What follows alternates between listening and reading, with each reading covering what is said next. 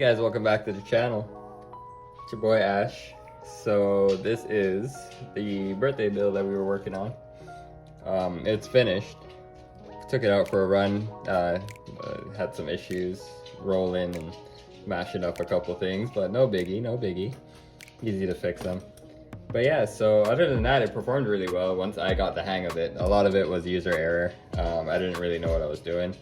It is my first time really trying this stuff out, so yeah. But after like a few times, after like an hour or so, I was getting the hang. Sorry about that. After like an hour or so, I was getting like the hang of it. So, but yeah, let me just pop this off. This is the body here. As you can see, we're missing a mirror now. No biggie. We got the windows that are actually, we tinted these windows, so if you guys can see. Let me get a good shot there. You guys can see right through onto the table there, onto the truck. So these are actually tinted windows. I used automotive tint and I tinted them. And I also sprayed these with gold spray paint for model cars. So it's handling pretty well. A couple nicks here and there, nothing too crazy.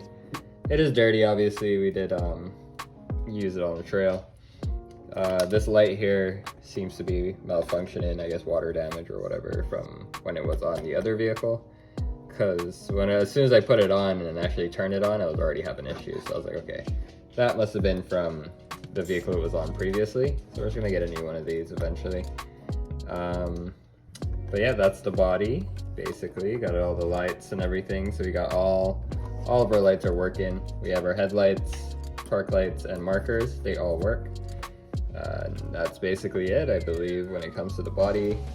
This is how it came. I am going to be doing some modifications to this. This is the last time you're actually going to see it like this. I am probably going to be taking off all of this excess stuff up top here. Just getting it less top heavy. Probably going to take this top bar off because it's not working right now, so it doesn't make sense to have that extra weight up there. And the back glass actually fell out. I forgot to say that. So the back glass fell out. I have that somewhere here. Oh, here it is. So there you go. There's a back glass. I'm not sure if I'm going to put this back in. This is also tinted, you guys can see. I'm not sure if I'm going to put this back in just to reduce the weight off the top, because it's pretty top heavy, but not too crazy because I have a lot of weight underneath it. So it's not a big deal. But whatever I can do to save some, I'm going to try it. But yeah, I might take this off, I might leave it, because I want to get used to having the weight of this on top, because it is going to be another one right back on top of there that's working properly. So yeah, that's probably going to stay. I'm going to take this cage off, and it's just going to be the flatbed here. So that's that. And here you go, the lights go into the receiver box, stuff like that. So I'm going to put the body to the side now. Throw it on top of my RC 4-wheel drive down here. Alright, so now we are on to the actual chassis of the vehicle. Just gonna give it a full run through. Oh, by the way, the body is an Injora brand body. It's the hard body, half cab, half cage. So that's what you guys just saw there. It normally comes all white. I just sprayed those things in gold to give it a little bit more of a touch, you know, stuff like that. But either way, off of that, so now we're on to this. So the chassis, this is a Injora scx10ii clone. Got some roughage there. So yeah, this is a 10.2 clone. I'll just run through everything. So we got the 10.2 clone. I got this from Hooper Crawlers. Got a pretty good deal on it. It was basically just a chassis. It did come with the 2-speed and all that stuff. I ended up taking out all of that 2-speed stuff because I ended up not being able to find that gear to make the 2-speed transmission work. So it was literally just sitting there. So then I went to Amazing RC, spoke to Helen. She actually had this crazy idea of putting a Red Cat gearbox in this. So I took it, brought it home, modified it up, made it work, and there you go. This is a Red Cat gearbox. Big shout outs to Helen for that, because if it wasn't for her, this would not be up and running. So thank you. Outside of that, let's see. Oh, we got the carbon fiber battery tray in the back, so it's like super light. The only weight that you get in the back now is just from the battery and this this metal bumper here, which is gonna come off, but we'll get to that later. Let's see. Oh, so we got the shock keys from a friend of mine for my birthday. Got that, as well as the drive shafts for the RC 4-wheel drive. She got those for my birthday, so that one, we'll work on that another day. We'll do the update for that and show you guys what's going on with that one. But we're just gonna focus on this one for now. We're also gonna carry this out for a Sunday crawl. They're having a Halloween crawl coming up, so we're gonna get this ready for that. But either way, so we ended up having to replace this Red Cat gear. It was bent when we got it from Amazon RC. Not their fault, of course, just packaging. I'm sure it got bent somewhere along the way.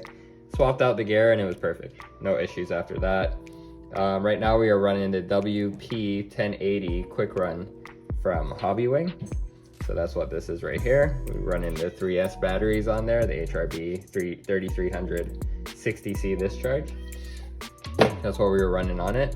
And in here is a 35 turn racing crawler motor brushed. That's what that is. Let's see, we also have the radio link receiver 7-channel. We have a winch up here, which is off of the RC 4-wheel drive, because when that wrecked, it broke the winch off, if you guys remember the last video. So we ended up just repurposing it, putting it up on the front here. Realize this came loose again, so I'm gonna have to retighten that. There's just like couple screws that are in here on the mountain plate, and they just keep getting loose. Even if I Loctite them, it's annoying. So I'm gonna have to do that again, but it's fine. I thought that I waterlogged my winch, but then with further investigation, I noticed I actually ripped the power cable somehow. So I ripped it here and I ripped it here. Not exactly too sure how that happened, but I think it's because it was attached to this and this gets pulled down, and maybe it flexed a certain way and it didn't like it. I have no idea. It shouldn't have ripped like this. I have no idea what caused that. But we're gonna rewire this, try and get it back up and running and see if the winch is working and it's not waterlogged. Cause that's what I thought. It was just waterlogged and it was done, you know? So I just like, whatever, I'll just get another winch. But then when I actually came home and was going through the truck just to see what's going on with everything, I noticed this part here is cut somehow, popped off somewhere. And this part here is also popped, just on the negative side. This side is positive and negative. And this is the same wire, to be honest. It's just zip tied right here, but it is the same wire from here to here. So, and then this wire is supposed to run down into here, into one of these connections down here, and then connect that. Not sure what happened, but like I said, we are going to redo that and get it so that way it's not in the way of anything moving, because I think that's probably where I went wrong. It was probably locked down in here somewhere, hit a crazy flex, and it just popped it. Wasn't paying attention to that. Like I said, I'm new to this stuff, so I didn't really know, you know, throwing a 4-link on the front would cause that much travel. But there we are. So we're gonna sort that out, see if we can get that up and running. That's the first thing we're gonna do. But either way, you know, that's just part of something that we're gonna have to do later. No biggie, we'll get to it. So moving on, we got the Injora front bumper on here with the lights inside of it, with the winch, 4-wheel drive winch, radio link. Oh, we have the Amazon 25 kilogram servo, run it at a high Beck. I think it's like 7.4, something like that. Whatever the highest one is for the G2, that's what it's running. Outside of that, I think that covers everything for up here. Right. Oh, it's also running as this stock axial shocks. I did put a little lube in there, but I also noticed that these shocks leak quite a bit. So I think these are just pretty much have seen better days. These are not brand new shocks. These shocks actually came with this rig when I got it. I switched out to something else, and then I couldn't get them to fit into the new axles, and it was just a big headache. But I'm gonna revisit that and see if I can get my aftermarket shocks to fit in, so I can get better, you know, fluid movement. Because right now it feels like it's just all spring now. Yeah, I think it basically leaked out everything that was in there. One side looks like it has something in it on this, but like you can see, like it's moving way too freely for how my shock setup normally is. And I think it's just, these have just done their time.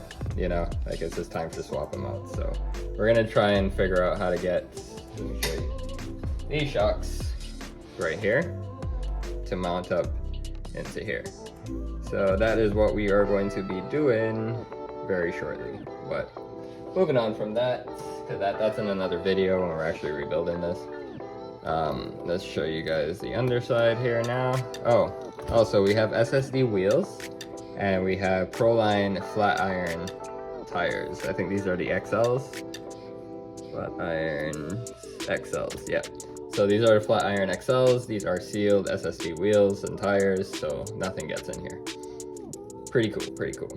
All right, and now underneath, where it gets interesting.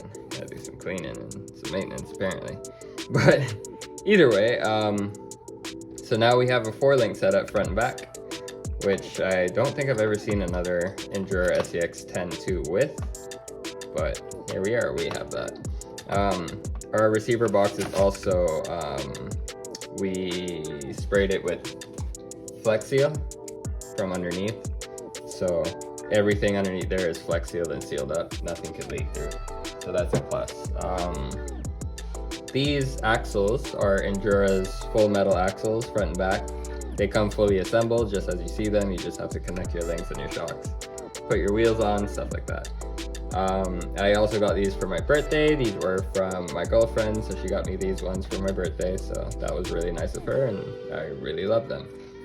They do produce a lot of weight. I think the front axles were at like, right now with the full setup sitting on it, I think we're close to 400 grams just on the front axles alone. And then in the rear axles, we are only at like 2 something, very low. So this is designed to be a lot heavier in the front. So that works perfectly. We have no issues. Good flex, good travel, good lock-in. I already set my endpoints and whatever on this, so it's good to go.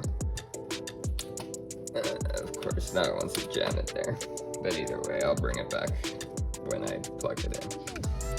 It does that to me. But either way, so that's basically it. That's everything set up there.